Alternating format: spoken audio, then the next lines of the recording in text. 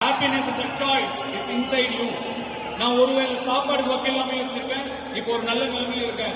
எந்த நிலைமையில இருந்தாலும் நான் சந்தோஷமா தான் இருப்பேன். ஏன்னா சந்தோஷத்தை எப்பயுமே வெளியே தேடினது கிடையாது,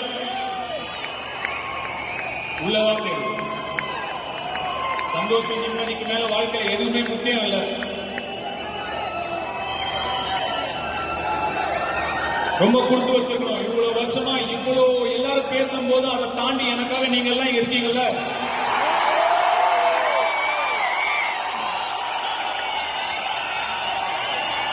நான் ரொம்ப கொடுத்து வச்சிருக்கேன்.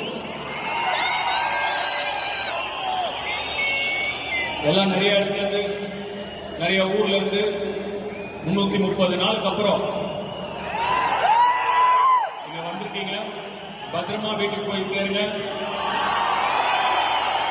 பைக்ல ஃபாலோ பண்ணாதீங்க.